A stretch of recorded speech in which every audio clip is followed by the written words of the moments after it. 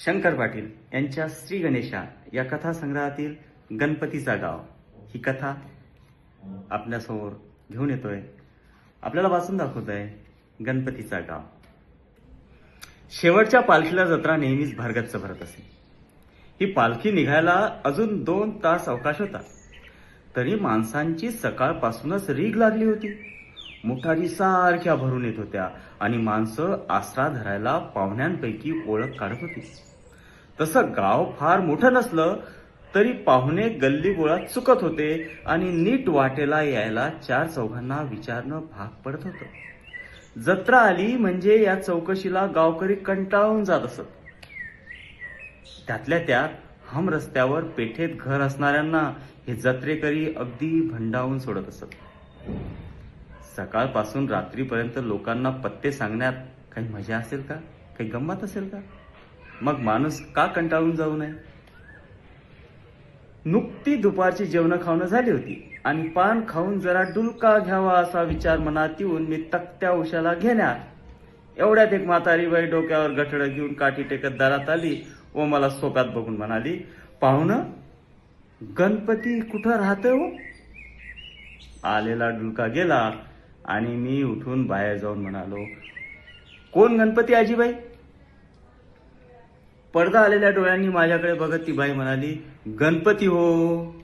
मी पुन्हा म्हणालो, कोण गणपती? ह्या गावात अनेक गणपती आहेत, त्यातला तुमचा गणपती कोणता? ह्या गावात गणपती अनेक आहेत हे कळून त्या आजीबाईंना आश्चर्य वाटलं आणि आता काय खून सांगावी म्हणजे ओळख पटेल असा विचार करत ती हातानच हवेत चित्र रेखाटून म्हणाली, तो हाय की असासा गणपती म्हणतात त्याला. आजीबाई दारात बराच वेळ उभी राहून हवेतच हातानं वर्णन करू लागली. तसे शेजारी पाजारीही गोळा होऊ लागले. बारीक चौकशी सुरू झाली. उघड्या अंगावरून हात फिरवत अण्णा मिठारी म्हणाला, बाई, तुझ्या गणपतीचं सगळं नाव काय? मग मिठारी कुलपात चाबी फिरवल्यागत आपल्या बेंबीत बोट घालून खुलासेवर सांगू लागला, बाई, सगळं नाव म्हणजे त्याचं, त्याच्या बाचं आणि त्याचं आडनाव सांगा की. नुसतं गणपती म्हणून कसं कळत? या खुलाशानं बांबावून जाऊन ती म्हणाली, काय जो भोग म्हणायचा, अहो गणपतीच म्हणतात की त्याला. मिठारी हसत राहिला. तसा सुताराचा बाबू पुढवून म्हणाला, बाई, गणपती म्हणतात ते खरं, पण त्याची काही नाव निश्चयवार माहिती नको का?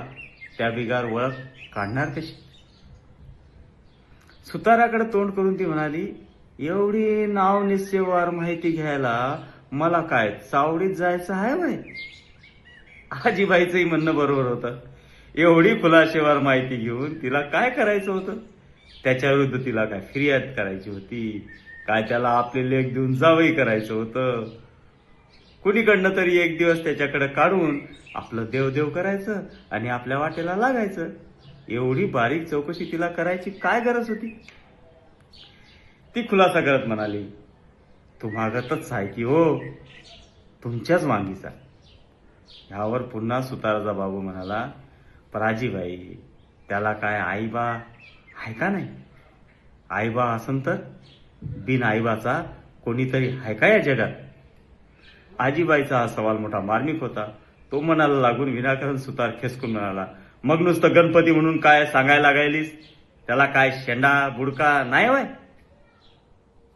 त्याचा शेंडा बुडका आता कुठला सांगावा असा विचार करत आजीबाई हनुवटी हातात धरून विचार करू लागली आणि आम्ही सारे गावातले गणपती आठवू लागलो. आपापसात एकमेकाला विचारू लागलो. आता गर्दीही वाढली होती. विचाराला काही तोटा नव्हता. जो तो आपापल्या कल्पनेप्रमाणे नावं सांगू लागला. मिठारी यांना पुन्हा उघड्या पोटावर हात फिरून म्हणाले, आपल्या पेठतला शाळापसला गणपा असेल का?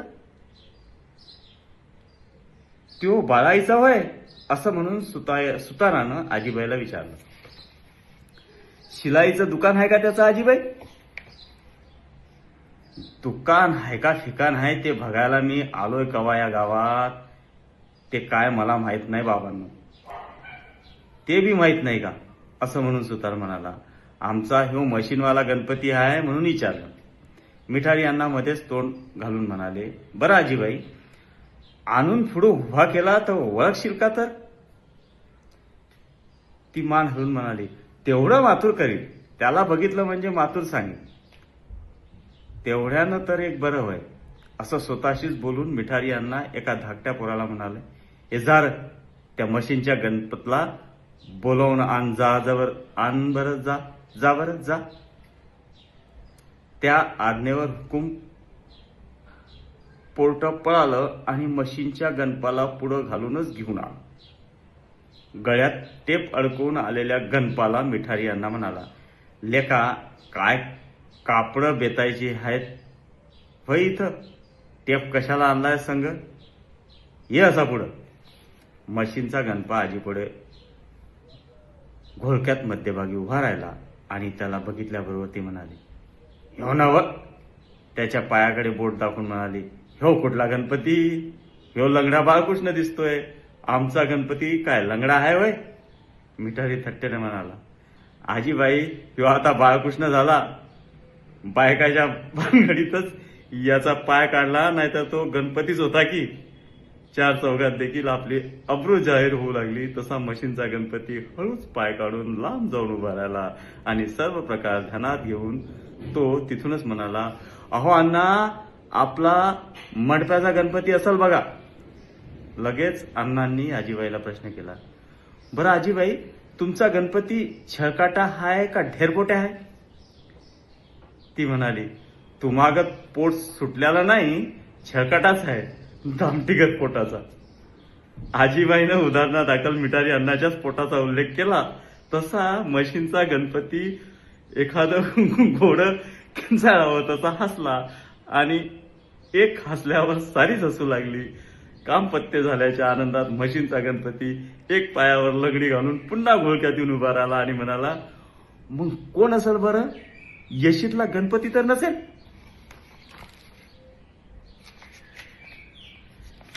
साराच घोळका विचार करू लागला. एसटी स्टँडवर चहाचं हॉटेल घालून बसलेला एक गणपती साऱ्यांनाच आठवला. त्याच्या हॉटेलात एक जुना फोटो होता आणि त्याला सारे फोनोचा गणपती असं म्हणत. हे आठवून तेल्याच्या दुकानानं विचारलं. तुकादानं विचारलं, आजीबाई, फोनूचा गणपती म्हणायलेच होय? तिला बिचारीला फोनोचा गणपती काय माहित, फोनोच माहित नाही तर मग फोनोचा गणपती ही भानगड कळणार कशी? ती म्हणाली, तो कसला हाय सांगा, जरा खानापुना सांगा की. तुकादा गचकदी लागत आतल्या हात असून म्हणाला, येईल त्याला चहा देतोय बघा. आजीबाईला पटल्यासारखं दिसलं. ती तोंड भरून म्हणाली, हा बघा, लय मायाळू हाय पोरते. रोज उठून बायकोला झोडपणाऱ्या त्या फोनोच्या गणपतीला मायाळू म्हणून संबोधल्यावर लोकांना हसू आवरेना झालं. मिठारी अण्णाचं पोट तर हसून हसून गदगदू लागलं. सगळ्यांच्याच पोटातलं पाणी खळबळू लागलं आणि हे सारे लोक का हसतात याचा विचार करत ती म्हातारी उभी राहिली. हसून हसून दमल्यावर पुन्हा एकाने विचारलं, आजीबाई, माणूस नाही इधर कल्याणी आहे का? नाही रे बाबा, चहा म्हणून नदीचं तांबडं पाणी ऊन करून लोकांनी पाचतोय का? थांब असं म्हणून तुकादानं पुन्हा एक शेलका प्रश्न विचारला, आजीबाई, उठल्या सुटल्या बायकोचा संशय घेतोय का? आजीबाई आपले दोन्ही हात हलवून म्हणाली, हे काय आपल्याला माहित नाही वय. मग तुला काय नुसता गणपती माहित आहे वय? मग कुणीतरी एकानं मध्येच दरडावलं, काय लेखाच्यानं म्हातारा माणसाची चेष्टा लावली, सोपतंय का तुम्हाला हे? आणि सगळ्यांना दरडावून त्यानं शांतपणाने विचारलं, आजीबाई, तो कोणच्या आईला आहे म्हणून सांगितलंस? त्याचा शहाणपणा काढून आजीबाई म्हणाली, हे काय विचारणं तरी झालं? मला त्याची आई माहीत असती तर तवाच सांगितली नसती का मी? असं का खुळ्यागत? आपल्याच तंगड्या आपल्याच गळ्यात आल्या तसा मूग मिळून तो गप्प उभा राहिला आणि मशीनचा गणपती पुन्हा खोड्यागत खेळ हसला आणि एका पायावर मोरागत नाचू लागला. एका हातानं त्याला आवरून दरसोंड पाटील म्हणाला, जरा थांब र आजीबाई, तो नाक्याला आहे का कसा आहे? एवढं त्याचं नाक कशाला आठवत बसू मी? पर मध्यम धरून चला की हो. तुम्ही बी काय विचारत बसला असा. मग नाक मध्यम धरून चर्चा सुरू झाली. लांबड्या नाकाचे आणि सांगड्याच्या नाकाचे सारे गणपती बाद करून मध्यम नाकाचे गणपती तेवढे पुढे येऊ लागले.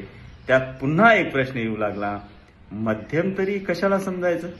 चाफेकळी नाकाची गणना त्यातच करायची का? एकंदरीत नाकाचं माप काही उपयोगी पडेनासं झालं. त्यामुळे दरसोड पाटील म्हणाला, हिला साऱ्या आळ्या हिंडवून आणा, जावा की र. सुतार बोलला, तेवढाच एक बुद्धी आहे भाई आम्हाला, का तुम्हागत तरी काम आहे आम्ही. आपसातलं भांडं मिटवून मिठारी यांना पुन्हा मूळ पदावर येऊन विषयाकडे वळाले. आजीबाई, रंगानं कसं आहे? हाय की मध्यमच आपला तुम्हा मागत. रंग मध्यम लागल्यावर पुन्हा सारे गणपती ते एकाच वर्गात मोडू लागले. मगाशी बाद झालेले लांबड्या नाकाचे आणि सांगाड्याच्या नाकाचे गणपती सारे ह्याच वर्गात मोडत होते. रंगानं पुन्हा घोटाळाच केला होता. नाकाचाच हिशोब जरा म्हणायची पाळी आली होती. पुन्हा गाडं फिसकटलं. जमत आलेला हिशोब पुन्हा चुकला आणि नाक आणि रंग एके जागी आणता कामा नये असं वाटू लागलं. ही दोन्ही एकत्र आली आणि पुन्हा घोटाळा झाला. तेव्हा कोणतं तरी एक धरून चालणं शहाणपणाचं वाटतं. मग नाक धरावं का रंग धरावं ह्यातच चर्चा होऊन नाक आणि रंग दोन्ही सोडून अंगचा गुण धरावा असं ठरलं आणि निशाणी पक्की करून खानाखुना विचारायला आरंभ झाला. पहिल्या शूटला मिठारी यांना म्हणाले, कज्जा खेळतोय का? ते काय ठाव नाही बा.